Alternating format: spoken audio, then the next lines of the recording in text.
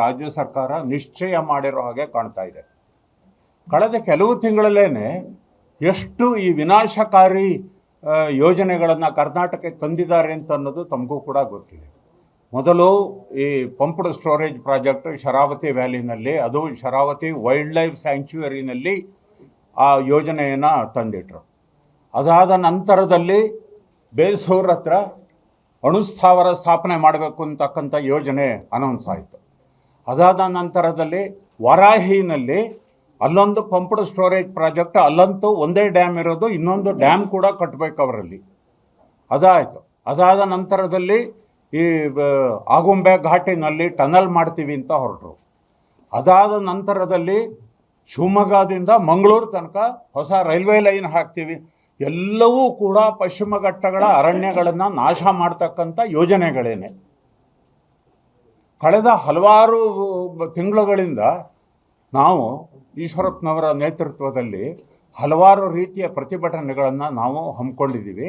ಇದರ ಫಲವಾಗಿ ಏನಾಗಿದೆ ಅಂತಂದರೆ, ಪಂಪ್ಡ್ ಸ್ಟೋರೇಜ್ ಪ್ರಾಜೆಕ್ಟನ್ನು ಆ ಅರಣ್ಯ ಪ್ರದೇಶದಲ್ಲಿ ಮಾಡಲೇಬಾರದು ಅಂತ ಹೇಳಿ ಇದುವರೆಗೆ ಅವರೇ ಅಪಾಯಿಂಟ್ ಮಾಡಿರ್ತಕ್ಕಂಥ, ಪರಿಸರ ಇಲಾಖೆಯವರೇ ಅಪಾಯಿಂಟ್ ಮಾಡಿರ್ತಕ್ಕಂಥ 3 ಜನ ವಿಜ್ಞಾನಿಗಳು ಇಲ್ಲಿ ಅಧ್ಯಯನ ಮಾಡಿ ಯಾವ ಕಾರಣಕ್ಕೂ ಇಂತಹ ಒಂದು ಅತ್ಯುತ್ತಮವಾದಂಥ ಅರಣ್ಯದಲ್ಲಿ ಈ ಪಂಪ್ಡ್ ಸ್ಟೋರೇಜ್ ಪ್ರಾಜೆಕ್ಟನ್ನು ಮಾಡಬಾರದು ಅಂತ ಒಂದು ಯುನಾನಿಮಸ್ ರಿಪೋರ್ಟನ್ನು ಕೊಟ್ಟಿದ್ದಾರೆ. ಅದು ಇವರಿಗೆ ಸಾಲದು. ಅದರ ಮೇಲೆ ಇನ್ನೊಂದು ನಿಯಾಸ್ ಅಂತ ಬೆಂಗಳೂರಿನಲ್ಲಿದೆ, ಅಲ್ಲಿಯ ವಿಜ್ಞಾನಿಗಳಿಗೆ ಈ ವಿಜ್ಞಾನಿಗಳನ್ನು ಅಧ್ಯಯನ ಮಾಡೋದು, ಅಂದರೆ ಯಾರಾದರೂ ಒಬ್ಬ ವಿಜ್ಞಾನಿ ಮಾಡಿ ಅಂತ ಹೇಳೋ ತನಕ ಇವರು ಅದನ್ನು ಮುಂದುವರಿಸ್ತಾನೆ ಇರ್ತಾರೆ.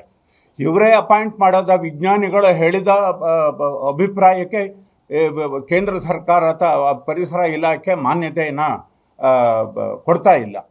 ಹೀಗೆ ಪರಿಸರವನ್ನು ನಾಶ ಮಾಡಲೇಬೇಕು ಅಂತ ಮೇಲಿಂದ ಮೇಲೆ ಹೊಸದಾಗಿ ಬಂದಿರತಕ್ಕಂಥದ್ದು ಶಿವಮೊಗ್ಗದಿಂದ ಮಂಗಳೂರು ತನಕ ರೈಲ್ವೆ ಲೈನ್ ಹಾಕಬೇಕು ಅಂತಕ್ಕಂಥದ್ದು.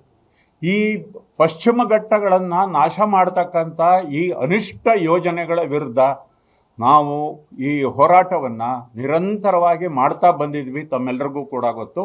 ಈ ಹಿನ್ನೆಲೆಯಲ್ಲಿ ನಾಳೆ ದಿವಸ 28ನೇ ತಾರೀಕು ಭಾನುವಾರದ ದಿವಸ ಮತ್ತೊಂದು ಬೃಹತ್ ಪ್ರತಿಭಟನಾ ಕಾರ್ಯಕ್ರಮವನ್ನು ನಾವು ಈ ಎಲ್ಲ ಸಂಘಟನೆಗಳು ಸೇರಿ ನಾವು ಹಮ್ಮಿಕೊಂಡಿದ್ದೀವಿ.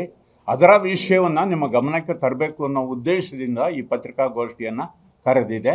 ಆ ಪ್ರತಿಭಟನಾ ಕಾರ್ಯಕ್ರಮದ ಹೆಚ್ಚು ವಿವರಗಳನ್ನು ಶ್ರೀಕಾಂತ್ ಅವರು ತಮಗೆ ಕೊಡ್ತಾರೆ ಇವಾಗ.